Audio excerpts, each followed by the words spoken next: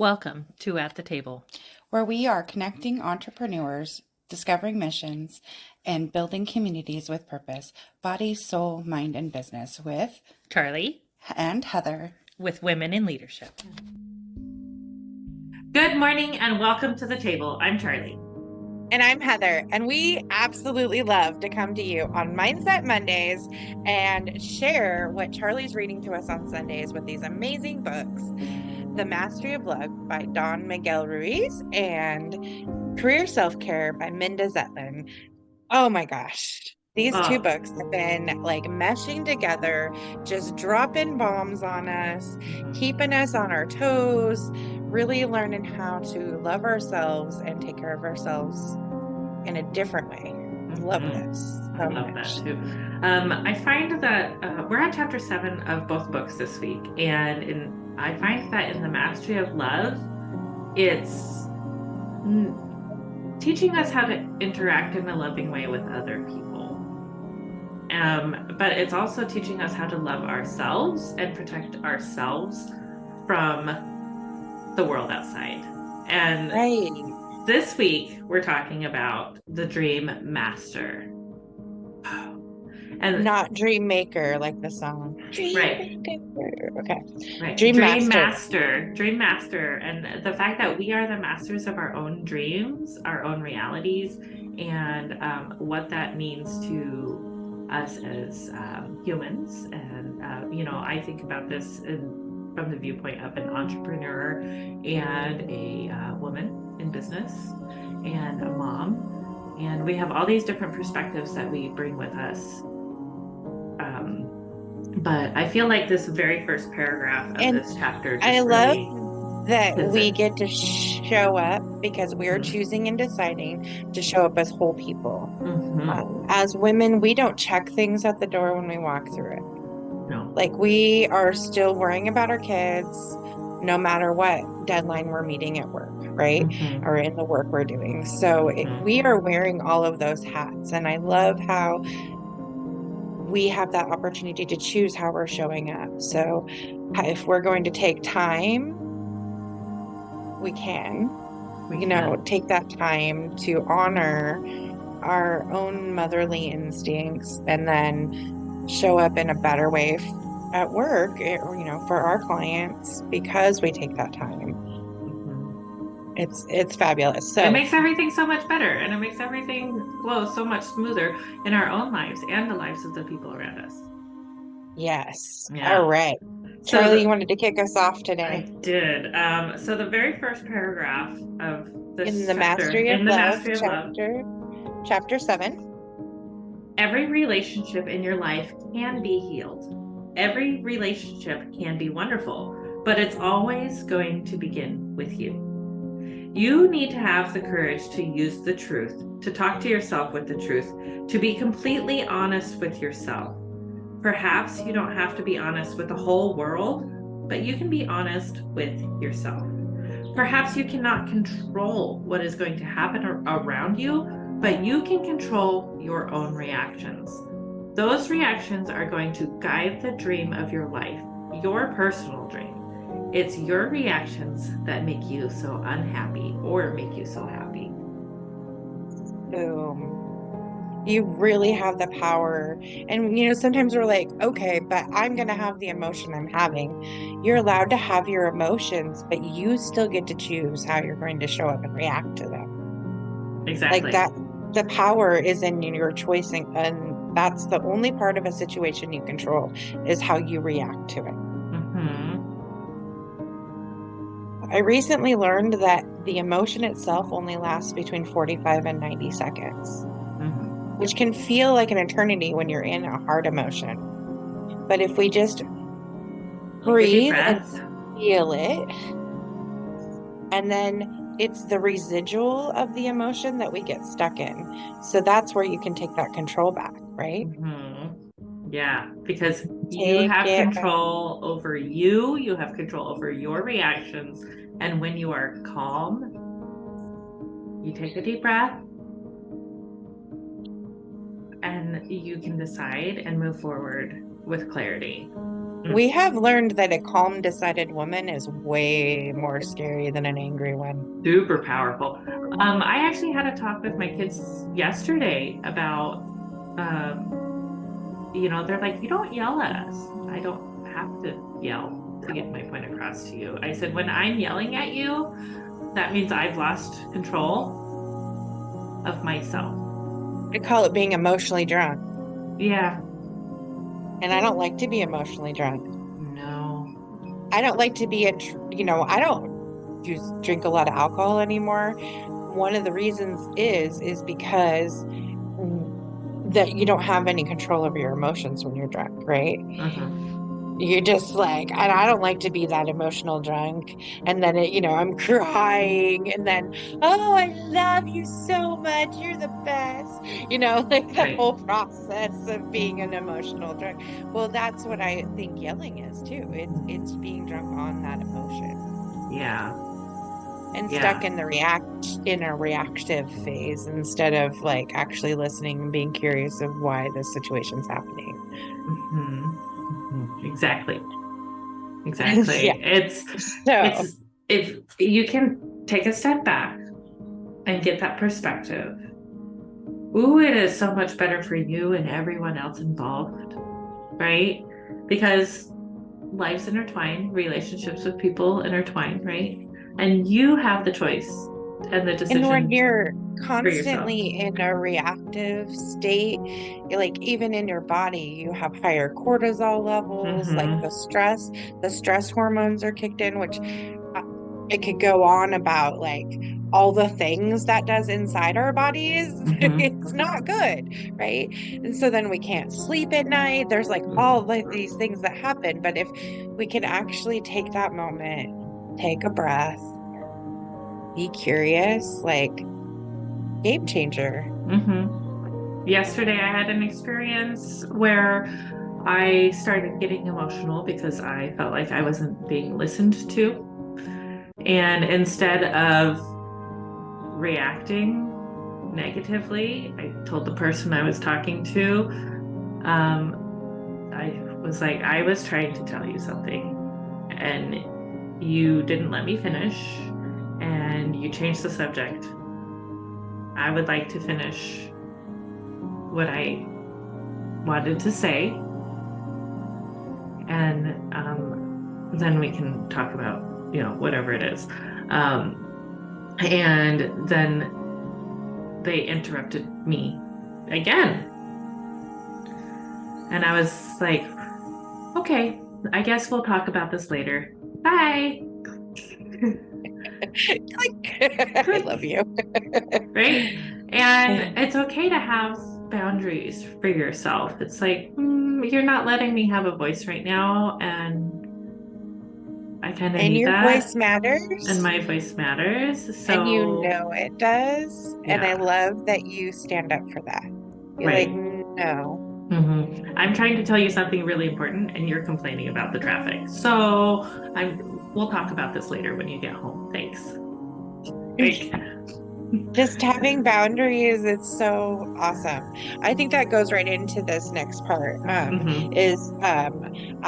I have said that we never choose to have a parasite, which is the judge, the victim, and the belief system. If we know we didn't have a choice, and we have the awareness that it is nothing but a dream, we recover something very important that we've lost, something that religious call free will. Religious say that when humans were created, God gave us free will. This is true, but the dream took it away from us and kept it, because the dream controls what the will of most humans. So the societal dream about how we're supposed to interact in a situation, right, that is modeled like on TV programs and magazine conversations, right, is you get mad and yell at somebody, you're not listening to me, right? You don't have that boundary, like, okay, we'll just talk later, you are not present for this conversation, right? Like, right. Exactly. Instead of having a full-blown argument, ruining a really awesome day in your family, right? Like, Now, we've all seen that. Like, we've all experienced that because that's what we were taught to do, right? To nitpick or yell about it or, try to get your point across anyways. Like, right. everybody needed space in this conversation. I always thought timeout was more for the parents than the toddler. I would tell my kids that mommy needs a timeout right now.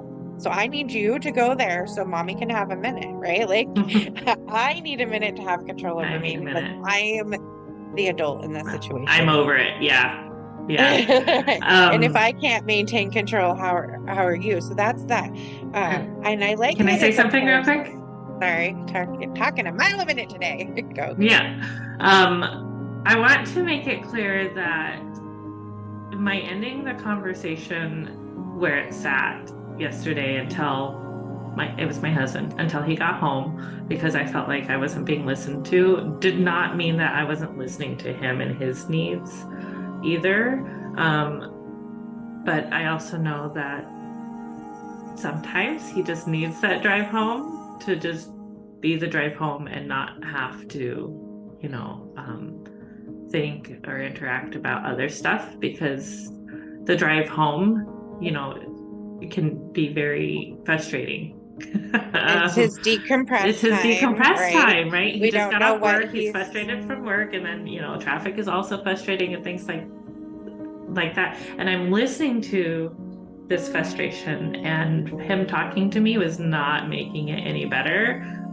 And that's why I was like, okay, I'm just gonna let you be you in traffic on your way home right now and let you decompress, and then we can talk about what I wanted to talk about later, because I was like really excited and he totally like stole my joy, and I wasn't gonna let that happen. So I was like, okay, well, I'll talk to you about my joy later when you are ready to hear about it. And it worked really well. I mean, he still wasn't as excited about this thing that I am. I don't think that anyone that isn't the level of nerd that we are will be as excited about it as us. Okay. It's like an anime or a print job for him, right? Like, or welded something really cool together. Like, yeah. He could be totally excited about something else, and then I don't get it. But so it goes both ways. I was really excited. I wanted to share that excitement with him, and he wasn't quite ready for it, so we had to wait till later. But that's fine. It turned out great. It wasn't done in a rude way, right? Like, it wasn't like, fine, I'll talk to you later. No. There was none of that, because there's that respect of, okay, this is not the appropriate time for this conversation. Right? That mutual respect in your relationships of not taking things personally, working with the 4 agreements. Being impeccable with my word, and also, and all of us have these parasites in our brains, the judge, the victim, right? We talk about it in language of saboteurs. Like, these are the things that come up. Or I really love one of the coaches, Janice, said is the itty bitty shitty committee. Right? Like, it's that itty bitty shitty committee. Like, yeah, you could have taken that totally personally. He could have taken it totally personally too. Now she doesn't want to talk to me and listen to me. Like, right? But we've worked really hard on, he has experienced me working with 4 agreements for a couple of years now. And it's like he's getting it, and he responds to me differently because I'm working with the 4 agreements. I'm not taking it personally. I'm being impeccable with my word. I'm doing the things, right? And so then he's reacting in kind, right? And I know that you've experienced this with your kids and stuff too. But what do we do when we deal with toxic people? So chapter 7 of Career Self-Care this week, we are talking about dealing with toxic people. That's the name of the chapter. So people that are gonna take it personally when you hang up your phone, right? I love that she gives some examples too of the different types of toxic people. She even gives an example of when she was being toxic herself.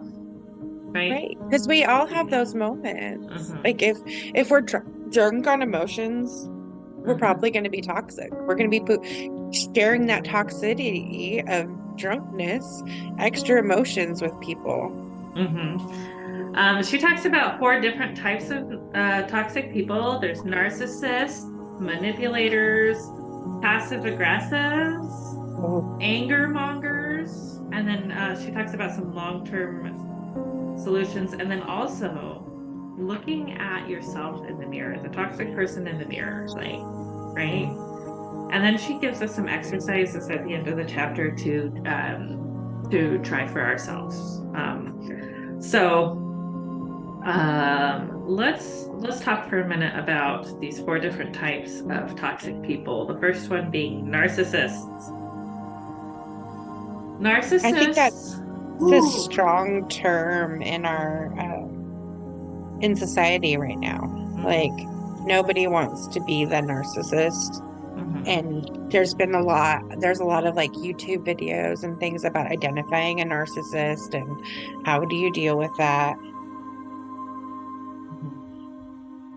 Yeah.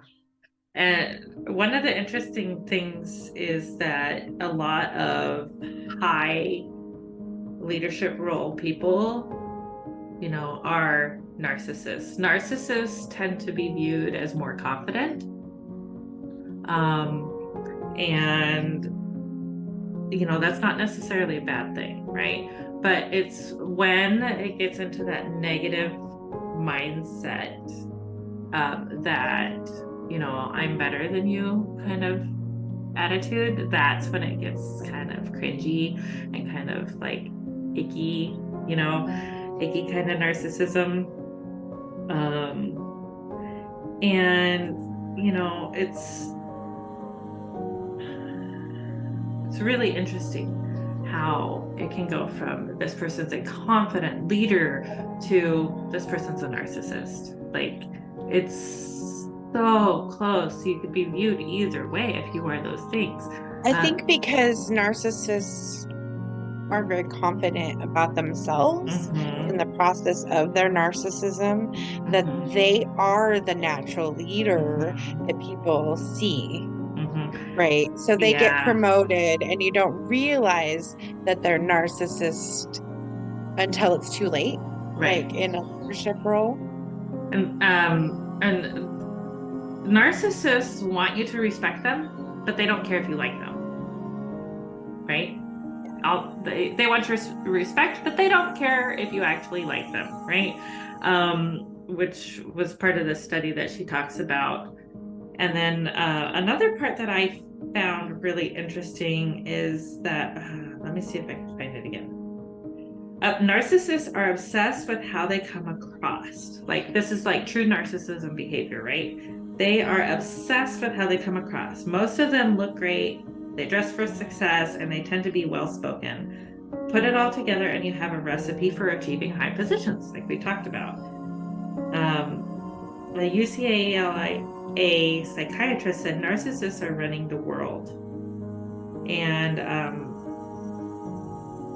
she talked to this Judith Orloff, this UCLA psychiatrist, about difficult personalities, a few years before writing this book, and how to deal with difficult personalities.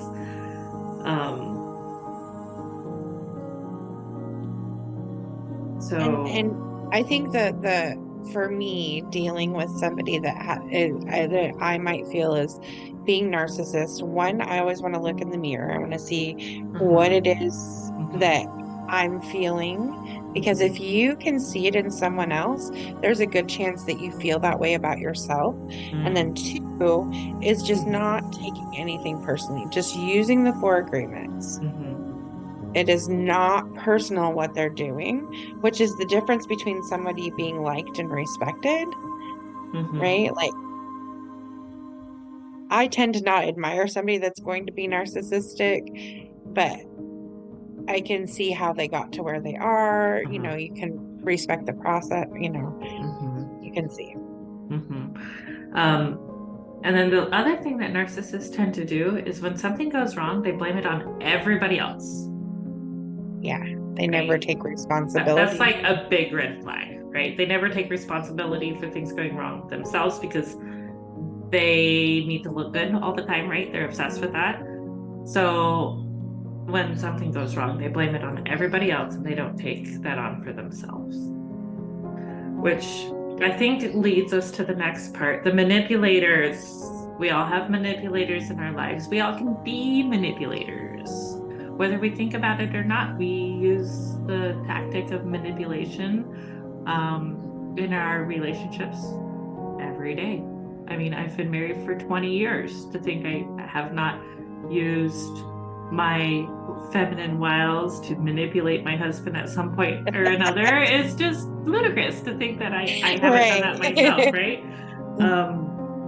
And I like the example that she uses where she got sucked in to somebody that manipulates her time, that's going to eat up her time. And instead of respecting somebody that's in front of her that took the time out of their busy schedule to be with.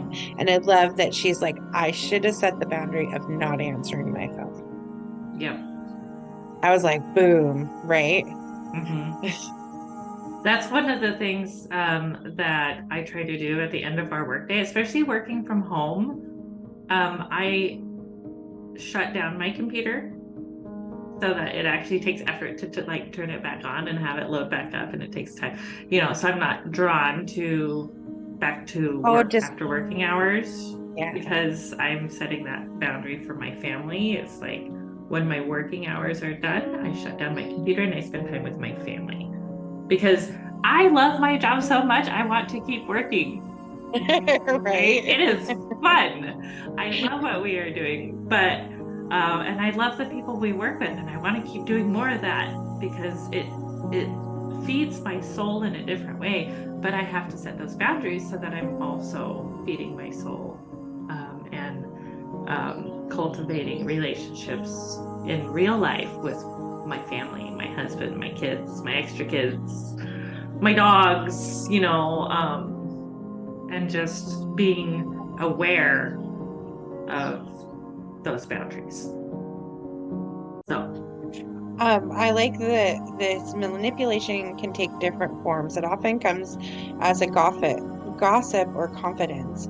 Whenever someone tells you something that's supposed to be a secret, watch out. This can be like I'm trying to keep this a secret. Maybe this is a red flag. That's that awareness piece. There can be a manipulation at hand.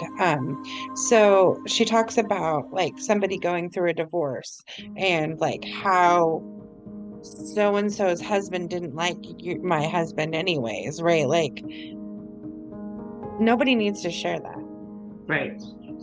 Nobody needs to put limitations, and you could totally make it so people can't become friends because you've just said something that manipulates the situation or puts a preconceived thought in.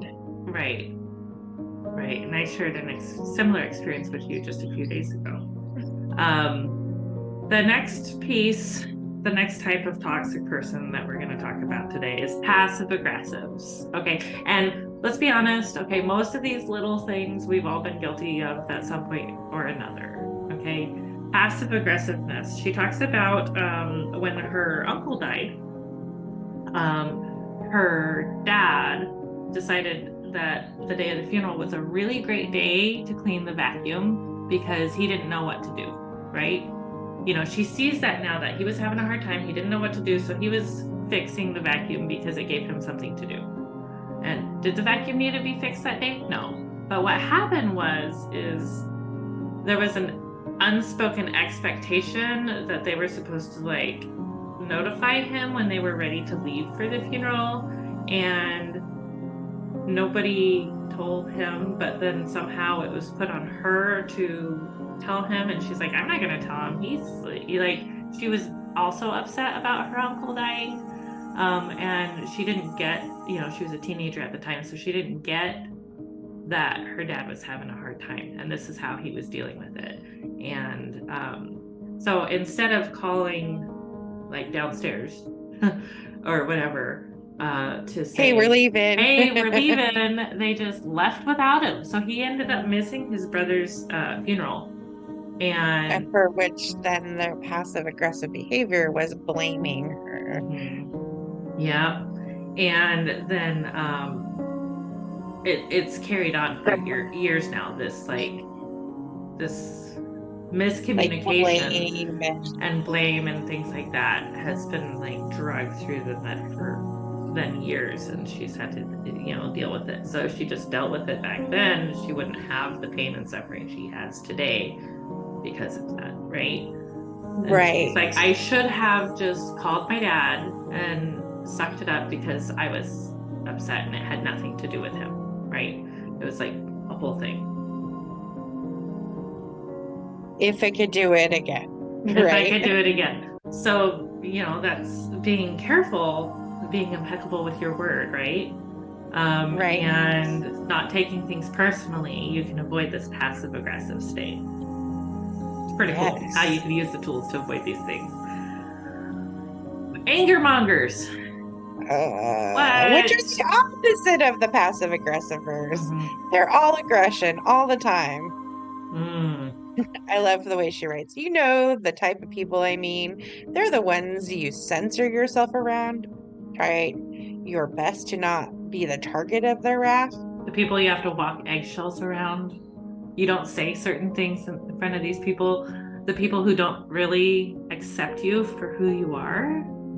I see this, even as growing up with like alcoholic or drug parents that are using drugs, like the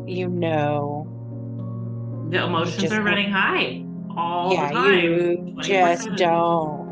Yeah, the stepping on the eggshells, so we definitely have experienced these things.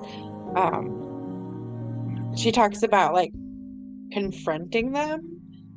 I mean, and that can be scary, but sometimes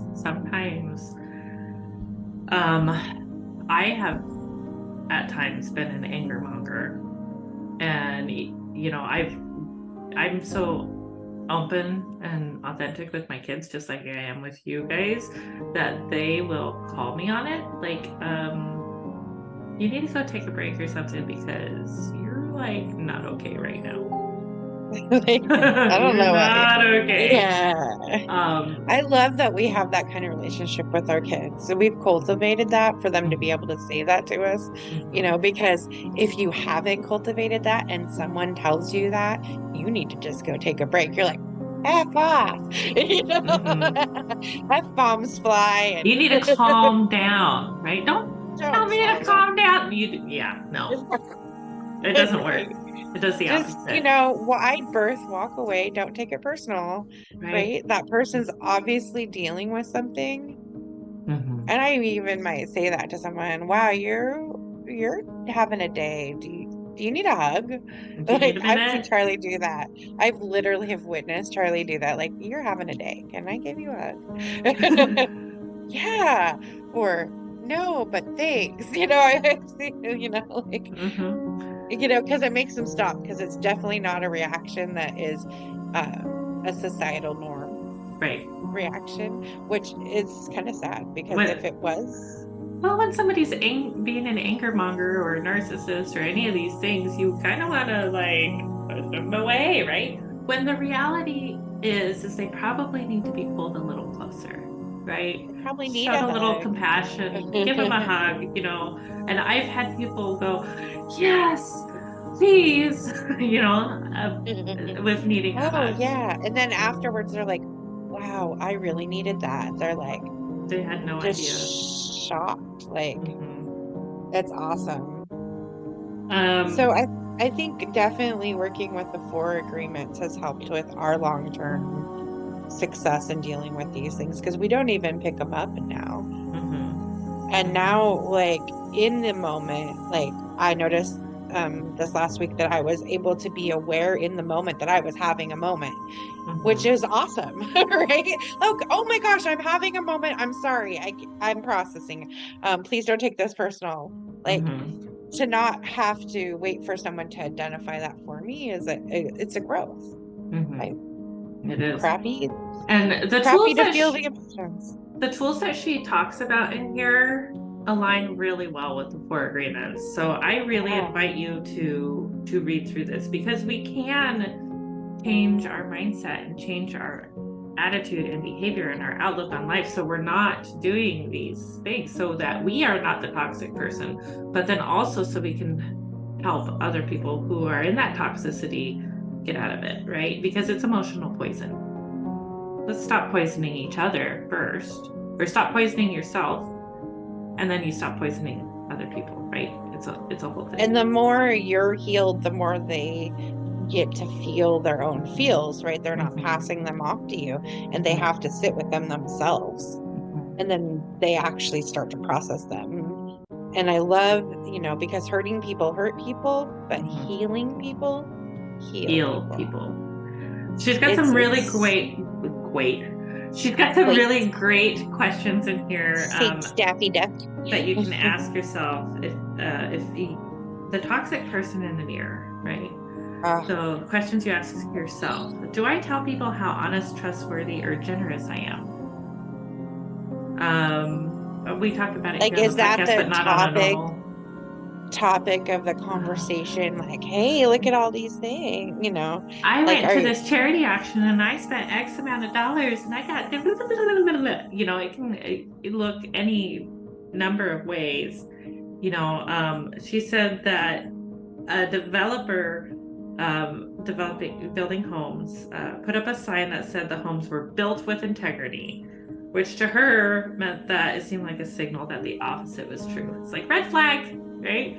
Built with integrity, right? It seemed as why do you have to say that on your billboard? Right? Why do you have it's like a weird rule, right? Like when you see your weird rule, you're like, that means somebody caused that rule to be made. Or like warning labels on things, right? There's warning labels on like the most random things, and it's like somebody had to do something in order for that warning label to exist. And so it's kind of like a warning label when they put do I justify my actions by pointing out that others do the same? Well, she did it, so it must be okay. Right? Wow. Do I believe that just because I hate a behavior in others, I would never do it myself? No. The chances are if something about somebody else is driving you crazy, 90% chance you actually do that yourself. So see if you can catch that. And that wasn't even the exercises in the book, you guys. You should go listen to the chapters or buy the book and do these exercises yourself, because that's not even all of it. So good this week, you guys. I love this. That's what I wanted to say. A lot of the exercises we've been given to like write a letter to someone that you admire, and then at the end of the exercise they'll be like, okay, now put your name on that and read it to yourself, right? Because we can only see in other people what is in us. And so if you take that moment to look in the mirror and see what you're actually seeing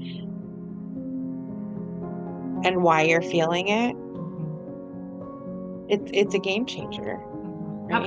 A couple words that keep coming up for me lately is resilience and tenacity. Ooh, those have been so strong. Right? So, we had a friend talk to us about our resilience. Heather and I are both resilient in different ways. We've lived life. There's a resilience in us and the tenacity that we have to keep going. And I was like, that's kind of what I admire about this person. But then when she said that about us, I was like, you're right. I am resilient. I am tenacious, and just accepting that compliment as a compliment and not judging myself on it. Like, no, that's not me. It's not a thing. Yeah, absolutely. I love that.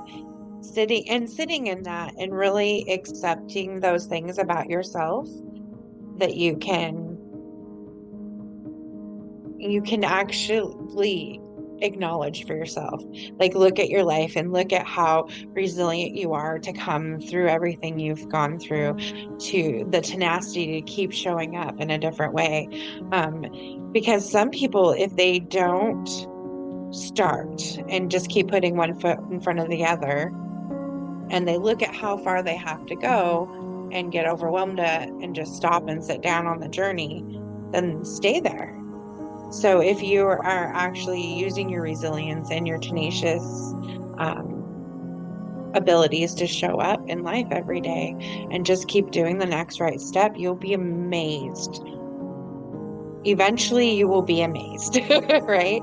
Because sometimes you're just in that nitty-gritty and you're like, I can't see the light at the end of the tunnel, right? The only thing you should see in your rearview mirror is how far you've come. I like that. All right. Boom. I feel like we should just leave it at that, you guys. Oh What my an gosh. amazing week we have ahead of us. I'm thrilled. My dogs are barking. They're going crazy. But it's all good. We love them. And we love and you. Thank you for joining us at the table and being part of the conversation. You also deserve to have a better life with your choosing and deciding what's right for you. Namaste.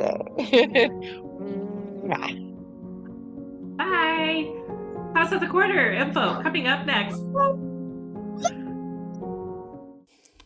The Marysville Police Foundation is a 501c3 organization to support these areas of the Marysville Police Department: law enforcement, officer wellness, and the community outreach programs and activities. We look forward to serving you. We take the mystery and pain out of social media consistency for your business, giving you back time to shine in your zone of genius. Social media is the new branding. It deserves its own attention, thought, and effort. Yet so few businesses actually take this seriously and invest enough time on their strategy. We can do it for you at an affordable rate that will fit into your budget and allow you to pursue other revenue channels as well. The hardest part of social media management is keeping up the consistency to be seen and know what to post, when to post. Are you ready to have everything ready to go for you, saving you time and energy by not having to do it all yourself? Still getting your message out so that people get to know you, like you, and develop trust while opening yourself up to more time for the business of your business where you shine.